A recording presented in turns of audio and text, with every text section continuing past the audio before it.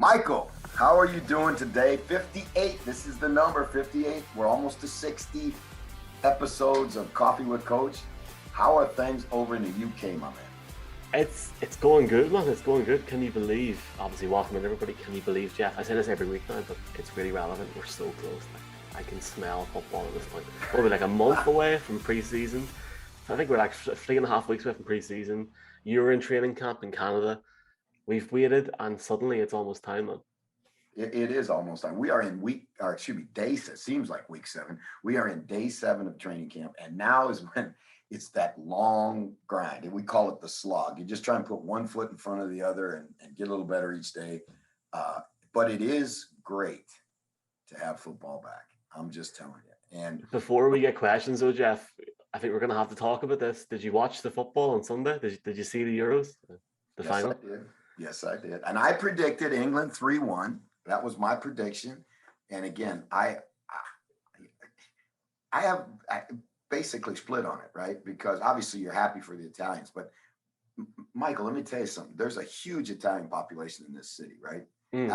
After the history is after World War II and Italy was in shambles, economically, a number of people came over here to work in the steel mills that were, active. This is one of the bigger steel cities in the world. And so the north end of Hamilton, which is not far from where our stadium is loaded with Italian immigrants and immigrant families, the second and third generation now, Italian families. And I didn't watch the game because I was in a meeting in training camp. But as soon as the final second ticked off the clock and the last penalty shot happened, you could hear the noise on the streets. I mean, Italian flags in the cars. There was the thing on the news about it that night. Italian flags in the cars. Everybody's honking. It's absolute madness. And they shut off downtown. All the streets downtown were loaded with the Italian fans celebrating their win. And, that was kind of cool. But I can't imagine that, just how devastated or gutted, as is the term in England, the English fans had to be. Yeah, it was a good tournament. I was over in London on Wednesday. Look, I'll say nothing about the game, but it was good to see almost a little bit of normality, and I guess that in terms of capacity, and that bodes well for and that bodes well for the games in October, which I like to think it's happening. So it's great, and I'm looking forward to it. But Jeff, I know you're a busy man in training camp. There's a few questions here. If you have time, have you got time for your fans? Always got time. Right. Brad from London wants to know how the preparations are going for the Ticats and how do you feel your boys will do this season. Before you answer that, there's a few people asking about the TV rights and stuff. I don't think BT's showing it this year, but if we hear anything.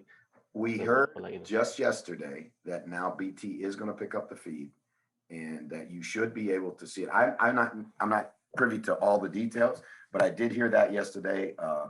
Obviously, we've got a big fan base in the UK, and Ticat Nation UK is going to be able to watch their team play. We open August 5th. It's going to be crazy. They have, in western part of Canada, they have allowed now capacity stadiums. So obviously, after a season off, we'll walk into a hornet's nest in Winnipeg against the defending Grey Cup champions and what will be a packed house. So looking forward to it. And, if you're in the UK and you can follow us on BT Sport. Happy days. I'm glad to hear that. And Brad was saying, how do you feel your boys will do? Grey Cup champions, yeah. I think we got a good football team, but everybody feels they got a good football team right now. It's you got to stay healthy, you got to play well.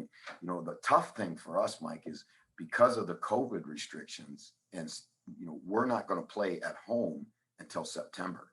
So we got a whole month of road games before we ever get home. And our stadium is beautiful and is we've sold it out. I don't know, 26, 28 straight games, and it's a tremendous advantage for us. It's a home field advantage, but we won't be home until September. So we got to weather the storm in August and then do our thing down the stretch. We've got 3 or 4 questions, but we'll try and get through it really quickly. Fred Flunk from Dublin, obviously. Is Richard Sherman finished? Obviously, that's the news this week coming about Richard Sherman, and it's Not great. That was really, I think, unfortunate to hear. And obviously, Richard's got issues that he's got to get help with. Apparently there was alcohol involved in both of the incidents, and I think today they've been downgraded to misdemeanor charges, which means he probably won't have to go to serve jail time or prison time. But obviously, there are some things he needs to. There are priorities bigger than football right now for Richard Sherman, and I'm hopeful that he's able to take care of all those things. Yeah, even putting all that aside, it's going to be difficult to get a team this close to the season now as well. But our thoughts, so hopefully everything gets better there. And the Under Center podcast in Ireland is asking you, who is your way too early pick for Rookie of the Year? Any ideas? Wow. Now that's because you think about the guys that are coming into situations. So much of that is going to be, how many touches? If it's and typically it's an offensive player. So how many touches is that guy going to get? And, one of the guys that you got to think is going to see touches and get featured is Jamar Chase in Cincinnati. And it's interesting. We're going to talk to a bunch of, or actually the Houday UK fan base here today. And I think Jamar Chase is one of those guys that I'd look for to have a breakout rookie season. Two more questions very quickly. First one, Owen Farrell, who is from Ashbourne in Ireland. Will Aaron Rodgers be traded to the Broncos? I did not ask that question. It says the real truth. Here, is that your cousin? Nobody knows what's going on. Did you see Sheffield during the week? He's nobody knows what's going on except Aaron Rodgers knows what's going on. And I think he frankly likes this. I think he likes the suspense. I think he likes keeping the Packers front office in stitches. And let's be honest about Aaron Rodgers. He could walk in the training room or walk in the equipment room, get a helmet, get a pair of cleats, go out on the field and throw strikes the first day. So, for him, I think he's a transcendent talent. I still believe he'll be in Green Bay. And for all of, Cheesehead Nation, I'm sure they got to believe and have faith that he'll be back. It would be so incredible for me to see him in another uniform. I mean, could it happen? Yes, it could happen. Will it be the Broncos? Well, maybe.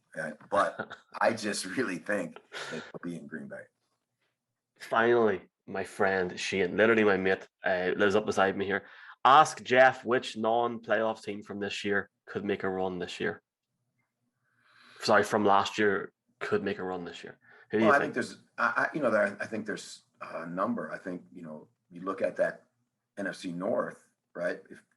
If Green Bay loses Rodgers, which is a potential challenge, I mean, could Minnesota fix their defense enough to make a run? They have in the past. I think San Francisco, if they stay healthy, can make a run. You look at Tennessee. How much is Julio Jones going to impact that team? Can they make a run? So I think there's a number of teams that are in position to make a run, but they still have questions. As you go forward, the Dolphins is Tua going to take that step? Can they make a run? I think it's going to be a fascinating season. Right. I know you're a busy man. I can vouch for you. I think I've heard from you once this week. I usually talk to you more than my wife. So before you go back into training camp, who's the main guest this week, Jeff? We are going to have Jamie Rowe. And what you and I talked about, and I thought this was your idea, and I thought it was a fantastic idea. That's why you are the brains behind this operation, right? Not only the producer, the director, the talent wrangler, you are the brains. The talent wrangler. So you suggested to me, now listen to this one, fans. Michael suggested to me, why don't we have fan groups from around the world, the UK primarily, but around the world, come on and talk about their teams? Because we're always, as analysts and pundits or whatever you want to call it, we're always talking about it, but we never listen to what the fans have to say. And it's fascinating when you talk to fans, just how passionate they are and how at this time of year especially, everybody's optimistic. And so we got Jamie Rowe from one of the most active and powerful and, I guess, if you talk about sheer numbers, one of the biggest fan clubs in the UK, Houday_UK, the Cincinnati Bengals fan club. And you're gonna hear it. It's an interesting interview.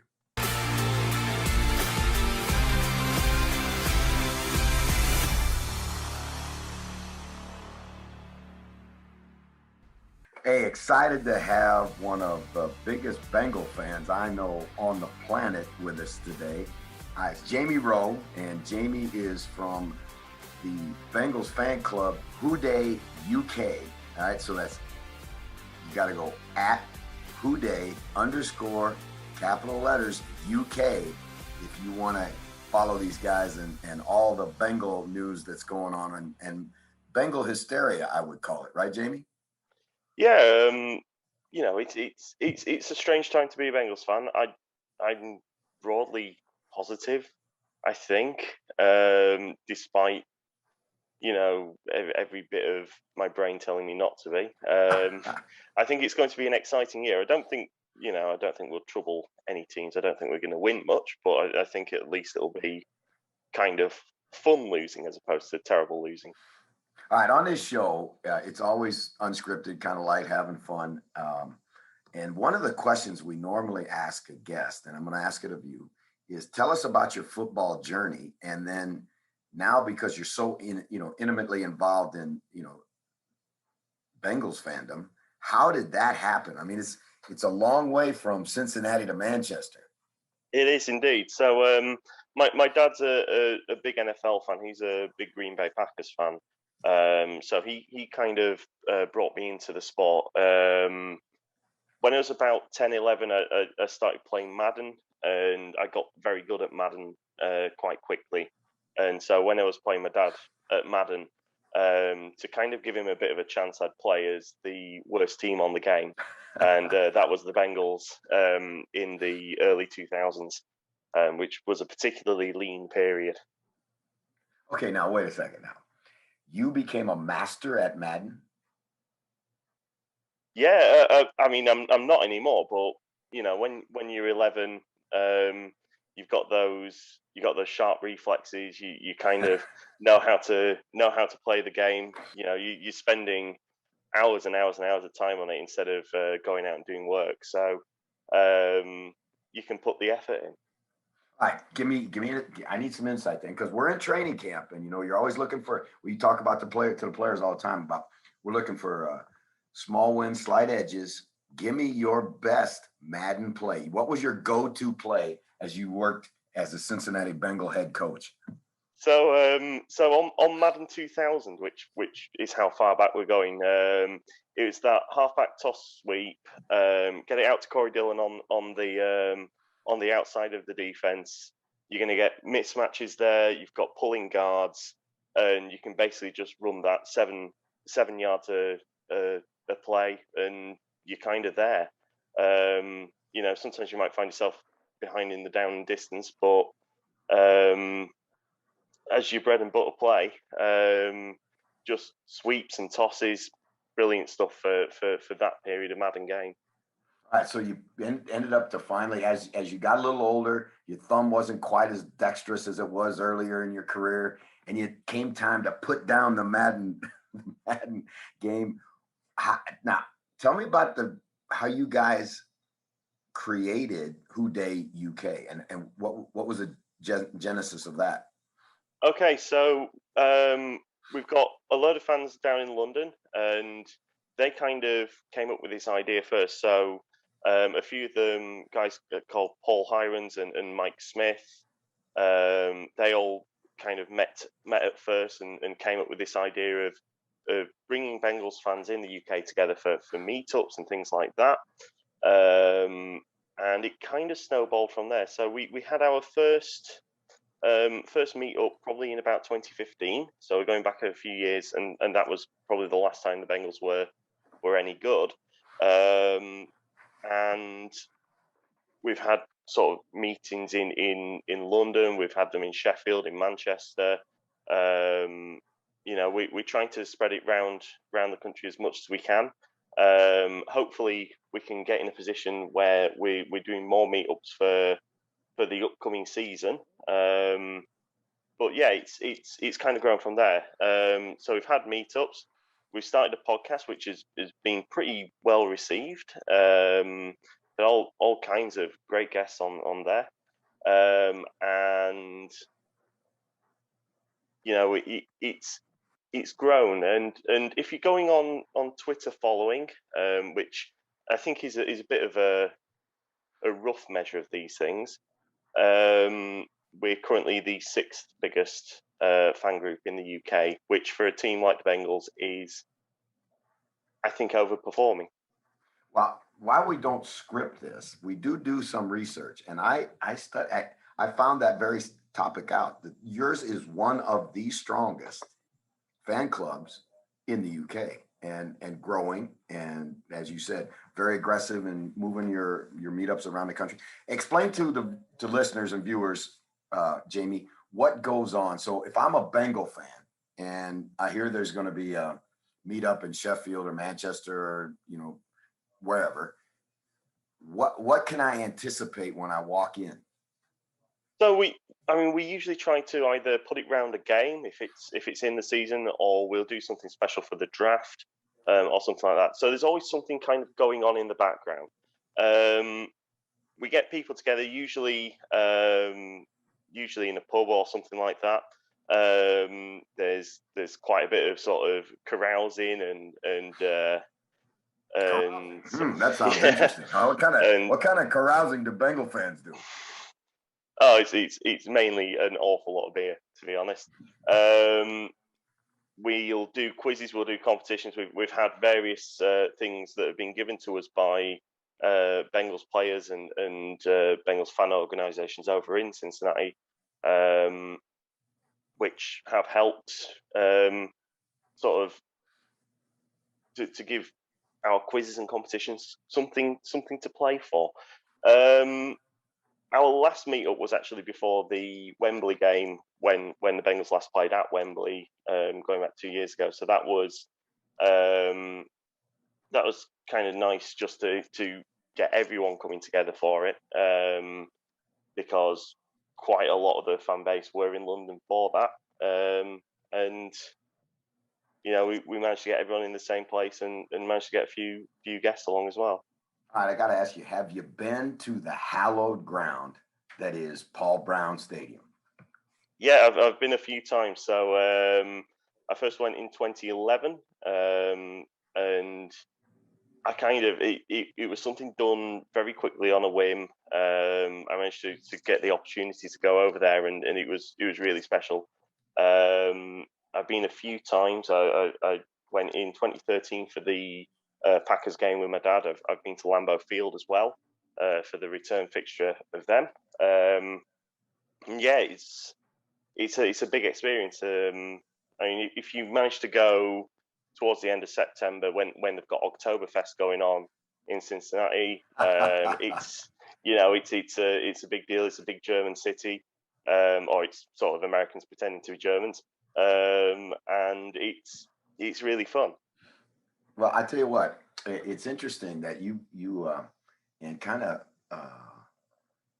poetic justice, I guess, that you picked the Bengals. Now you're here today, and you got your Bengals jersey on. You're drinking from your Bengals coffee cup. Let's talk about your team. Let's talk about what you see for Zach Taylor and this Cincinnati Bengal team.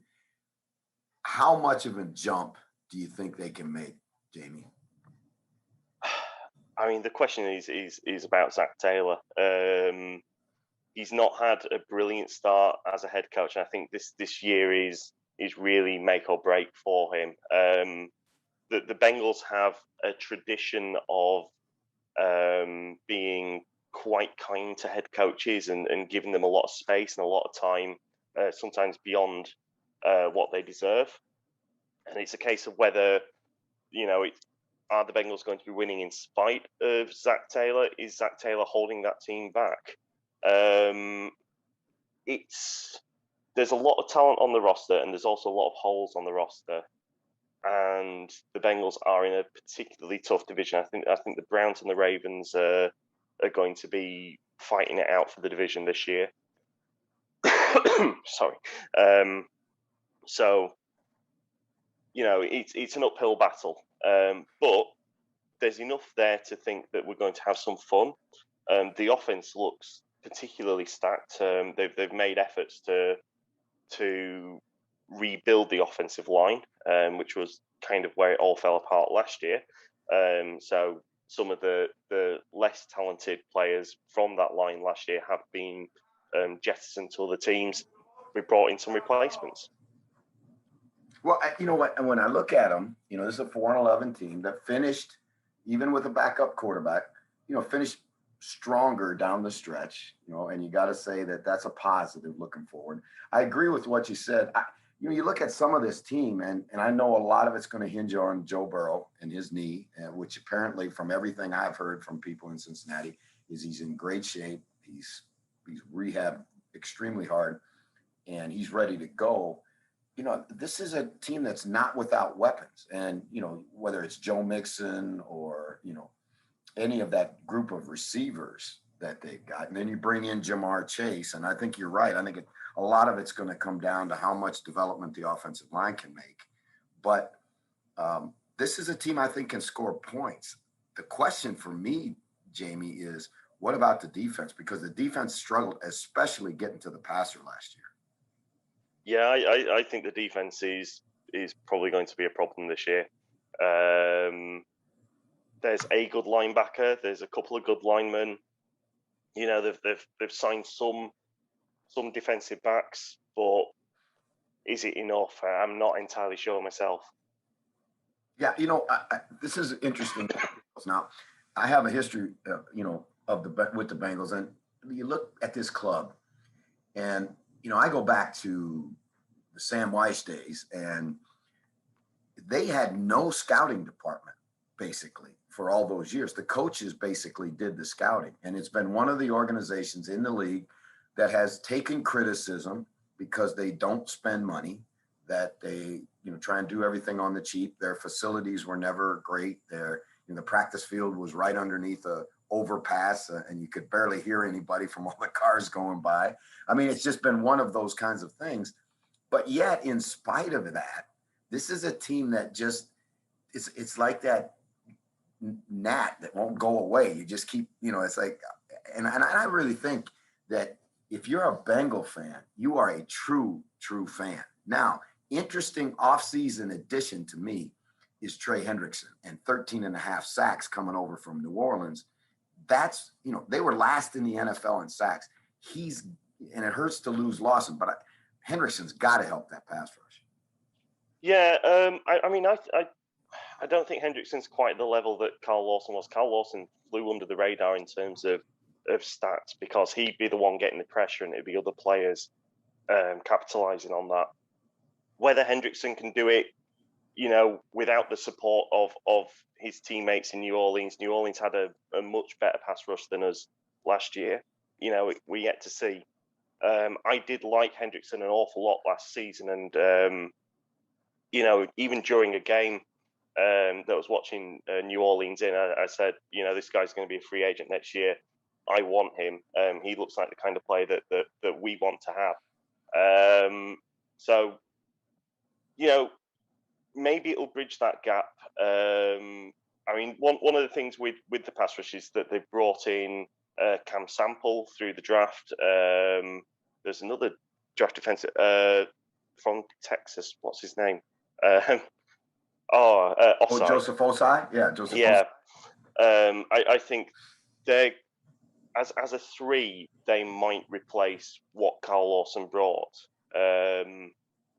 But it's a bit of a gamble. And, if I was the Bengals this offseason, I'm looking at the franchise tag, I'm looking at the transition tag. I would have used it on Lawson more than any other player that we have.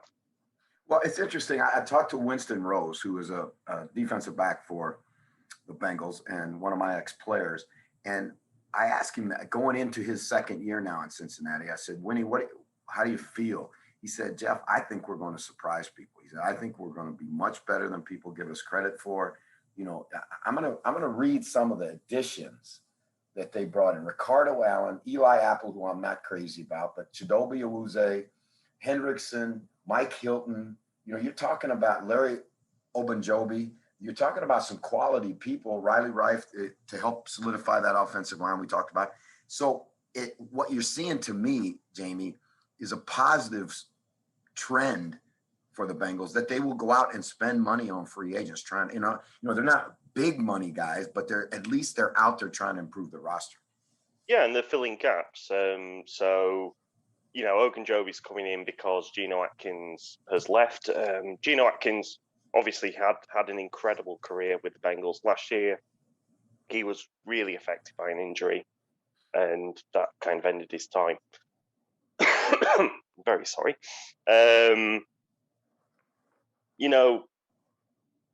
think the guy on that list that I'm most enthused about is Mike Hilton, who's going to be coming in specifically to play that slot cornerback role. He'll occasionally be an inside the box blitzer. I think that's a really good signing, and that's a really kind of effective signing, given how the Bengals play defense. I think that's a positive sign for their pass rush too, because Mike Hilton, that slot blitz that a lot of people use because I think the Bengals are going to be a zone blitz team. I think this is a team that's going to be, a little bit like the old Pittsburgh Steelers, a little bit like the old Philadelphia Eagles with Jim Johnson, that zone blitz scheme, not put the corners on an island. And Mike Hilton is one of the best slot corner blitzers in the National Football League. So again, if you consider him as part of the pass rush in that scheme, Hendrickson an improvement. The young guys have got to play. That's the thing. I think it's going to come down to what some of these younger players that the Bengals have, how fast they can make a jump. I agree with you. It's so hard because you're in just a meat grinder of a division. Pittsburgh's going to be good on defense. I think they'll take a step back offensively. Cleveland, obviously. Baltimore, obviously. So, it's going to be a challenge, certainly. But I don't. How do you feel? What does Bengals Nation feel? Well, obviously, we've had 5 years of not particularly great teams and sort of 5 years of regression up until the point they were picking first and picking Joe Burrow. All of the hope is in Burrow, and all the hope is in what Burrow can do with this offense. So whether we can kind of pass to set up the run, whether Chase giving us that deep option that we didn't have last year means that there's more opportunity for Higgins and Boyd to get open underneath, for the tight ends to get open, and we're passing to set up Joe Mixon in space, which will suit his running style. I think we're going to be very fun offensively. There's going to be a lot of yards and a lot of points. Again, it comes down to the defense. There have been additions. Whether they're enough to actually take us into, a winning team or a team that would be winning in another division, I'm not too sure yet, but it might be enough. I think we'll be fun, but I just don't think that we'll have enough this year to be challenging. All right, I gotta ask you this one. The Bengals, this is shocking to me, right? And I didn't even realize it until I was doing my research, have just recently created a ring of honor, like most teams have in their stadium. Certainly we do, everybody else, where you honor the legendary figures. They don't have to be players sometimes, but legendary figures in the organization. The Bengals have finally caught up to the times. And I think there's a lot of reasons to say that the Bengals are moving in the right direction. Paul Brown, Anthony Munoz, a couple of the first two to go up. Who would you, as a Bengal fan, and who would Houday Nation, if I took a straw poll and I said, okay, Houday Nation, come up with 3 additions that you love to see up on that Bengals Wall of Honor? Okay, so I think the 3 that spring to mind immediately, Ken Anderson, who was a great quarterback in the late 70s, early 80s, so up there as one of the most accurate passes in NFL history. He's got, he won the AFC Championship game when it was sort of down minus 20 odd Fahrenheit. That's an incredible performance, and that's the kind of thing where legends are made. I think Ken Anderson should be there. Particularly sort of going back to the last Wembley game for the Bengals, he was very much a presence in the pub. He was doing the rounds, and he was talking to everyone. So I've got a lot of time for for Ken Anderson. Another guy is the late Ken Riley. Sadly, he passed away a few years ago.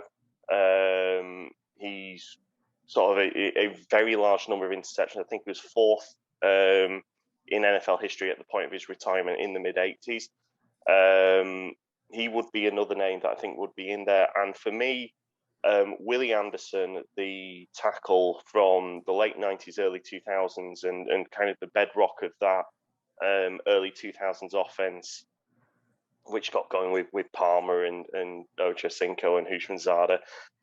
But it was all based on really stellar offensive line work. And Willie Anderson, who had a 14-year career and in that time gave up 13 sacks, which is astonishing. Those are Hall of Fame numbers right there. Yeah.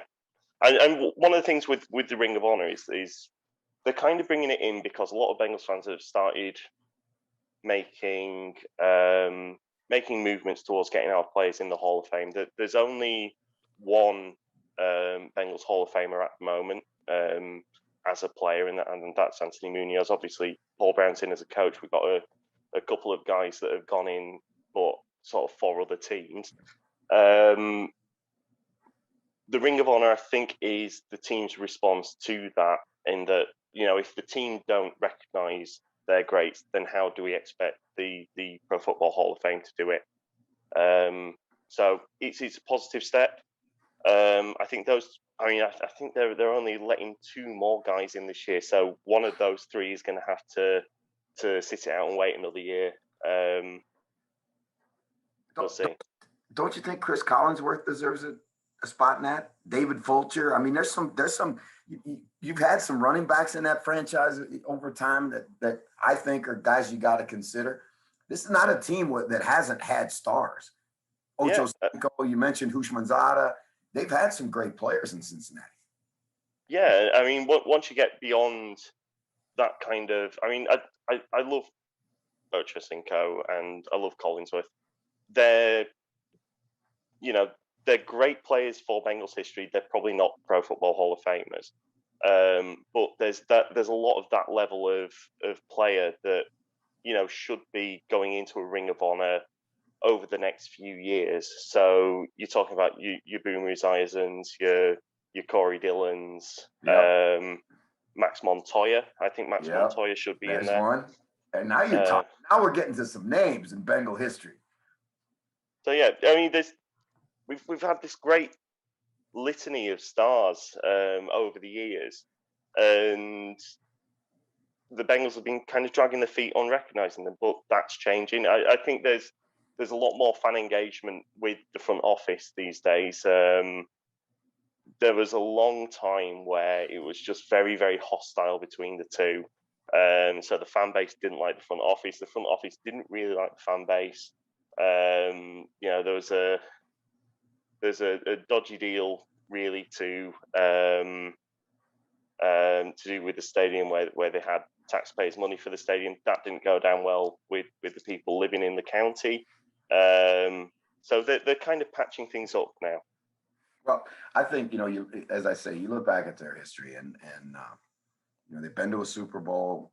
You talk to guys that have played there. Solomon Wilcots, who will come on our show on occasion, still lives in Cincinnati. He was raised in Southern California, played at Colorado, and then went and played safety on the Super Bowl team. And he's chosen to live in Cincinnati. Cincinnati's a great town. It's a football town, and I think that the Bengals are trending in the right direction in terms of healing what you talked about.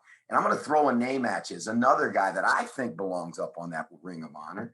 And he's a guy I've known for a long, long time. And I think when you look at his body of work and what he was able to accomplish in Cincinnati, in an organization that, frankly, at that time didn't spend money certainly like some of the other clubs did. Marvin Lewis has to get some consideration, doesn't he? Oh, I am a massive Marvin Lewis fan. We're looking back on Marvin Lewis now through the prism of having had Zach Taylor for 2 years, and you're kind of considering the work that he had to do to get this team, even just to be competitive, was significant. obviously he was the Bengals head coach for 12, 13 years. He's going to leave a massive mark for whatever he brought to the team. I think he would have seen significantly more success if he was at a normal franchise that kind of supported their head coaches and spent money and set them up for winning. He's a great coach, and from what I've heard, he's a good man as well. He still does a lot of charity work. He does a lot of charity work around Cincinnati now, where he's working down in Arizona. He does some great stuff there. He's a very good man, and I've like I said, I've known Marvin for a long time, and I really thought he did an outstanding job at Cincinnati. All right, let's talk about. I'm going to hold you. We've had a half an hour of good conversation. Awesome to talk to the fan. The one of the most active fan bases in the UK at Whoday_UK. So if you're any kind of Bengals fan or you're looking for a team, why don't you get in touch with these guys? And at least they got the funkiest helmets in the NFL. I can tell you that one for sure. Now, I'm going to put you on the spot before I let you go. Should I go to the grocery store and get a paper bag because it's going to be one of those paper bag wearing kind of Whoday Nation seasons, or is the bag going to come off and are we going to see some smiles in the faces of Bengal fans? I don't think we'll need a bag this year. I don't think it's going to be a playoff year, but there's going to be a lot of fun to be had along the way. I think we'll win some games. There's every chance that we cause a lot of problems for the other teams in the division. I don't think it's a bag year. Certainly not like 2 years ago. Well, as long as you can keep number 9 upright on his feet and healthy, you're going to have a chance. Because I do agree, Jamar Chase in that receiving core, Joe Mixon at running back, improved offensive line. There's no reason the Bengals won't score points. It's just going to be a question of can they slow anybody down. It has been an absolute blast having you with us today, Jamie Rowe. From at Whoday_UK, the Cincinnati Bengals fan club in the UK. Like I say, if you're a Bengals fan and you're new to the UK, find them because it's you'll find, what do they say, misery and company or company. Yes. So hopefully give me a prediction. Give me a prediction. Tell me how many you're going to win. Okay, I think we'll be about 7-10 this year. I keep having to sort of count to more than 16 now, which is difficult. So I think 7-10 is probably roughly where we're going to end. But I think it'll be a fun 7-10, and next year might well be where we're starting to really make an imprint on the league. 7-10 would be a real positive season in Cincinnati and a step in the right direction. And I kind of root for those guys because I root for the underdog a lot. And anything you want to say, Jamie? Anything you want to put out there to fans?